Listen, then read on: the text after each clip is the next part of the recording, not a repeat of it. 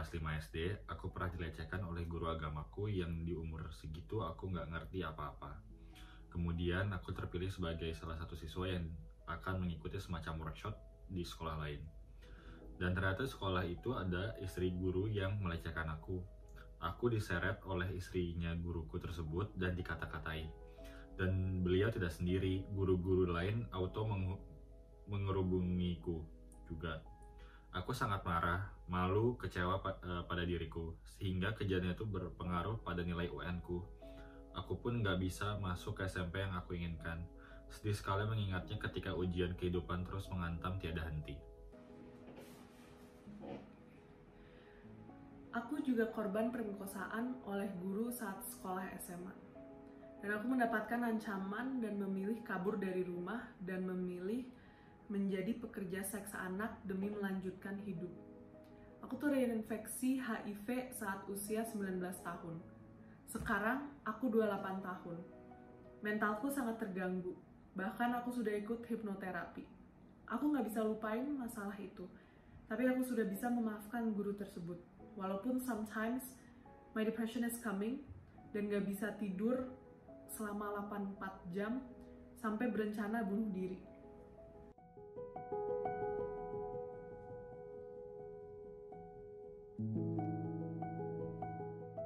Gue sangat-sangat menyayangkan sih untuk seorang guru berani melakukan ini, karena apalagi ini yang yang dilecehkan adalah pas waktu zaman dia tuh kelas 5 SD kan. Ya benar, kelas 5 SD. Sangat-sangat disayangkan menurut gue, karena menurut gue mereka tuh dititipin sekolah gitu. Guru tuh sebagai orang tua kedua kita gitu, dan dia bisa-bisanya bikin kayak gitu. Kita melakukan pelecehan seksual, dimana yang itu bisa bikin trauma yang sangat-sangat panjang. Dan di situ juga dia ceritakan, dia jadi nilai UN-nya nggak bagus lah, nggak jadi masuk ke SMP yang dia mau. Kan itu semua salah semuanya tuh salah si gurunya itu.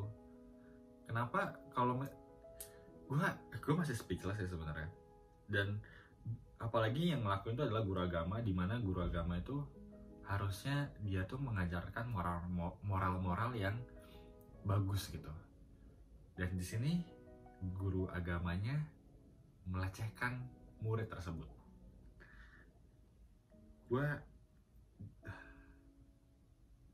Gue sangat-sangat I feel sorry for a girl, karena dia nggak bisa, masih terbayang-bayang oleh kayak trauma dia yang dialamin pas waktu SD itu loh. Itu bakal kebawa lama banget.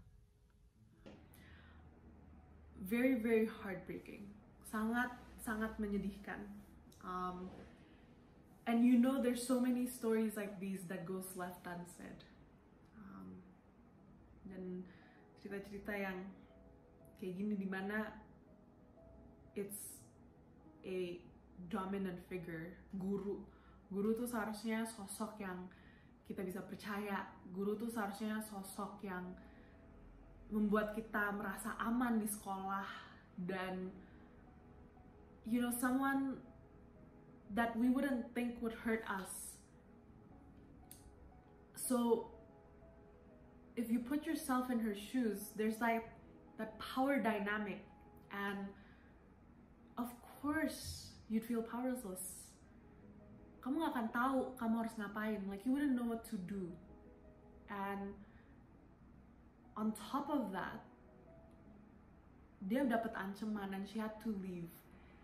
I think seringkali kita lebih memilih untuk mendiamkan dan mengabaikan sexual abuse survivors, and it's such a sad, tragic thing.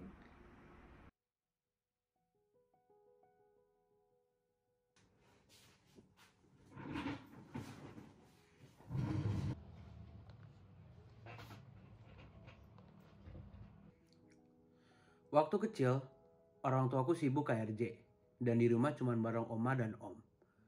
Kerjaannya berberes di gereja. Setiap minggu sama om, sementara orang tua dan oma ke kebangkitan orang dewasa, dan di setiap minggu, di waktu orang rumah tidak ada, kemaluanku ditusuk-tusuk sama jari om. Waktu itu kelas 5 SD. Gak berani cerita sama siapa-siapa, soalnya omku ngancam. Sampai detik ini, cerita itu kusimpan dan pendam. Kadang jadi trauma kalau ngeliat anak sekolah minggu di gereja. Sampai omku sudah meninggal, tidak ada yang tahu kelakuan bejatnya itu. Sampai omku sudah meninggal, tidak ada yang tahu kelakuan bejatnya itu. Hi Fab, I'm a mom with a son. I can feel you because I've been there. Bukan sama supir, tapi sepupu dari mamaku. Saya melihat papaku kerja di lokasi, mamaku kerja kantoran, so all day long aku pulang sekolah sampai dimandiin sama dia. Dan setelah dimandiin, dia mulailah dengan melakukan hal-hal bejat itu. Aku pernah teriak dan ngadu sama orang tuaku. Tapi hanya sekali dan mereka tidak percaya. Aku sempat marah sama Tuhan karena pengalaman itu. Kenapa harus aku? Kenapa nggak yang lain aja? But as God said, I am fearfully and wonderfully made. Dan walaupun sampai sekarang aku masih nggak ngerti kenapa aku bisa mengalami hal seperti itu, aku harus mencoba percaya sama apa yang Tuhan rencanakan dalam hidupku. Aku cuma mau lihat hal-hal besar apa yang sudah di-prepare untuk aku. I was 17 when I was raped by my boyfriend. Waktu itu aku pacaran sama dia udah setahun. Dan gak lama setelah aku ulang tahun ke-17, kita lagi di rumah aku, terus dia tiba-tiba megang aku tanpa konsen. Dia bisikin ke aku berkali-kali, aku kan pacar kamu, aku sayang sama kamu. Kalau nggak aku, siapa lagi? Dia badannya lebih besar dari aku nggak bisa ngelawan waktu dia nahan badan aku di atas kasur. It didn't last very long. And when he was done, he pulled his pants up and just left. It took me a couple of years to really realize what he did to me. Until today, I haven't dated anyone, and I can't stand the thought of any man's hands on my body.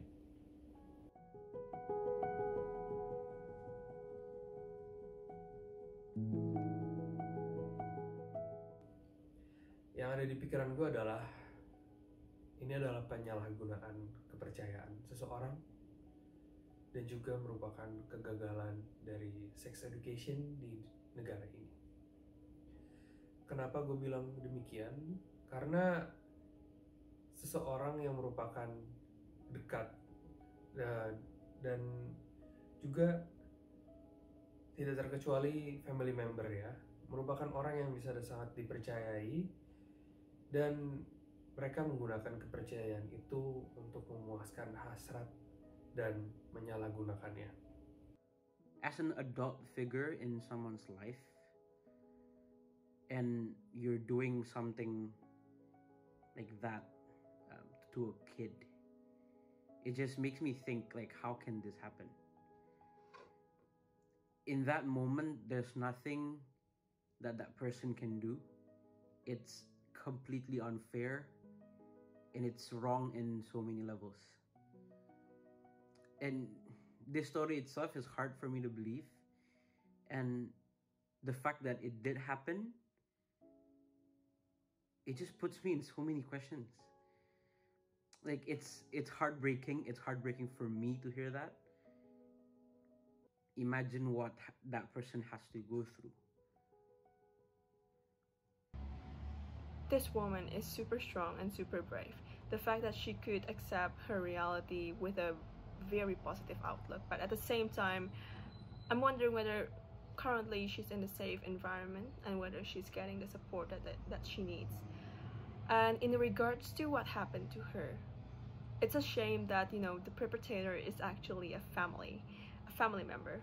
And the fact that her parents didn't believe her is even more, you know, infuriating, because it's not because, like, you know, even your parents didn't believe you, then, you know, who would you be able to trust? You know, that would be the first thing that came out to my mind if, you know, if I told my parents about my experience of sexual abuse and they would say they didn't believe me, I would probably think that, okay, then probably if my parents didn't believe me, then no one would believe me.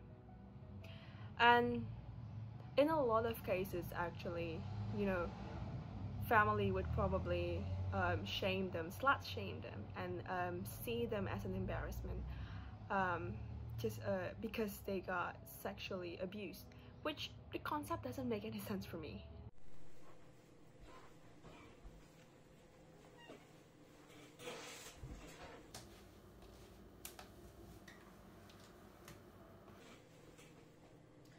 Not anything too intense, but our family went to Paris for a holiday and it was summer, so I wore shorts.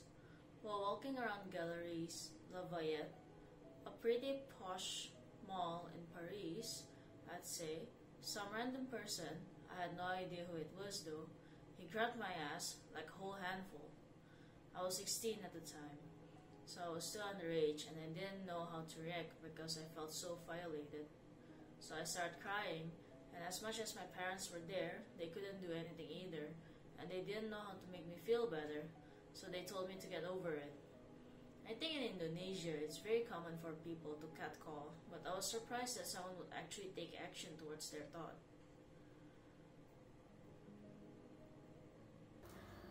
Aku pernah sampai hampir diperkosa lelaki hidung belang, dan sempat frustasi juga saat itu. Merasa harga diriku hilang, and I even thought about suicide too. But I realized that's not a solution, right? I do believe that many people out there need my help in the future, so I focused to reach my future goals. On the other hand, my dad left my family when I was in the womb, and I never knew my dad's face, and I never felt how warm my dad's hugs are, and my mother passed away when I was 5 years old. Since junior high school until college, I struggled by myself. Luckily, I am surrounded by people who love and care about me.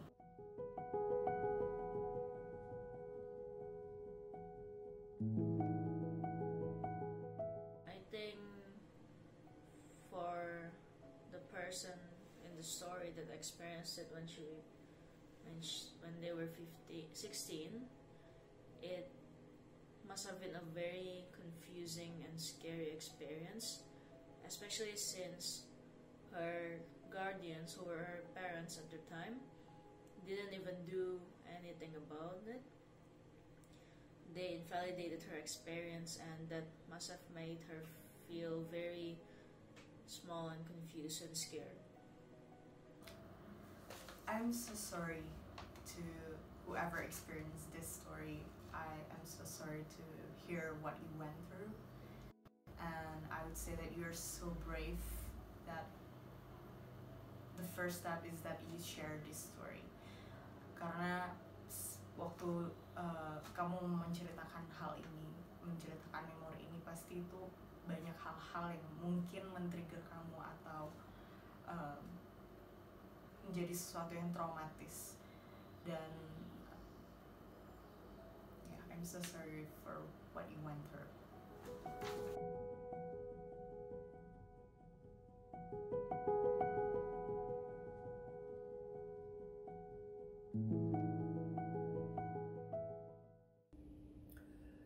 Kesalahan pada sex education di Indonesia terjadi pada saat seks adalah merupakan hal yang sangat tabu di Indonesia. Hal itu menjadikan beberapa anak-anak yang pada umur 17 atau pada umur-umur pubertas ingin mencari tahu dan ingin memuaskan hasrat mereka selayaknya anak-anak remaja. Namun mereka tidak tahu apa itu namanya konsen, dan pengetahuan seksual mereka pun juga sedikit. Mereka tidak tahu apa itu reproduksi, dan mereka pun juga belum memahami tentang alat kelamin mereka sendiri.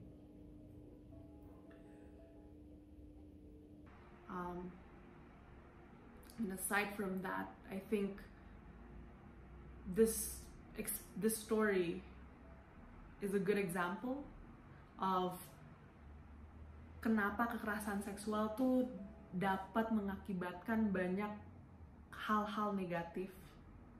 You know, kayak dari kekerasan seksual bisa memicu child prostitution, bisa lead to HIV, terus ke depression, terus berencana bunuh diri.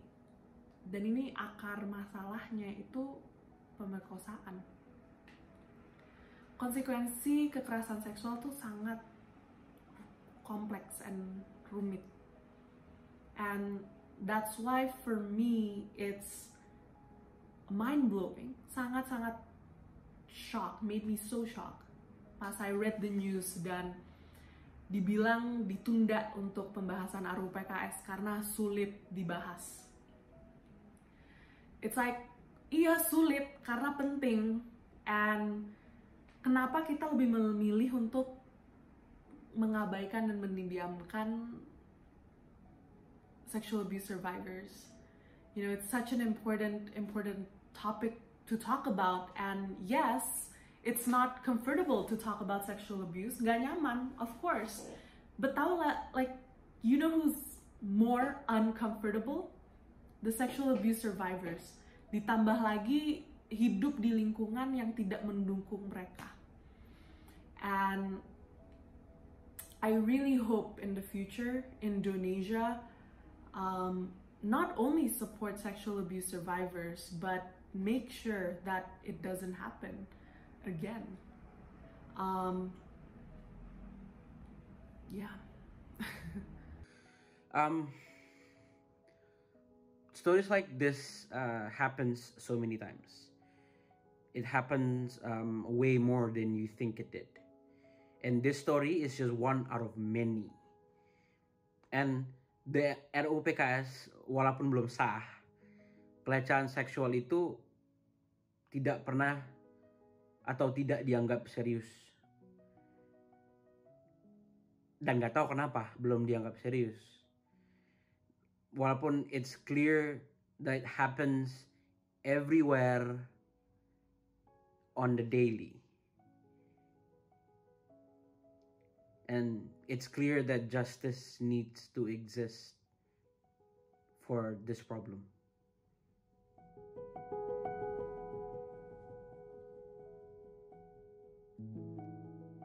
Gua sangat-sangat salut sama nih orang. Dia sangat-sangat kuat, berarti dia udah gua nggak tahu kalau misalnya dia sekarang udah kuat menjalani hidup dia atau gimana, cuman gua sangat salut dia udah punya keberanian untuk menceritakan ini gitu. It's good now that you've built up a courage to share this to people. You're not alone. And please stay strong. What happened to you was very inappropriate. It was wrong, and I'm terribly sorry that not only that you had to go through it, but also that a lot of people in the world had to go through these kinds of things. I hope you get to recover from the experience. Hang in there. And if you feel like you're drowning to that hole, to, you know, if that memory is still like kayak memorinya tuh terulang-ulang lagi, and if you have nightmares, you cannot sleep, or you know, you feel like you're in that dark side of life, then reach out to people. Mungkin reach out ke teman terdekat atau seseorang yang kamu percaya dan kamu merasa nyaman untuk menceritakan hal itu, menceritakan perasaanmu. Even if you don't want to tell the story, that is fine. But just reach out to people, say that you need help, you need to be accompanied, and you need someone to be there for you. And if you think that is not possible, then you can always go to the professional, kayak datang ke psikolog atau ke psikiater.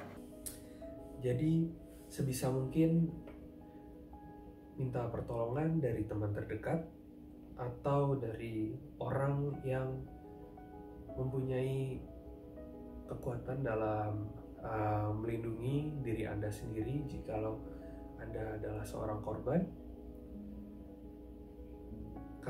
dan jangan takut untuk membicarakannya, karena speak up adalah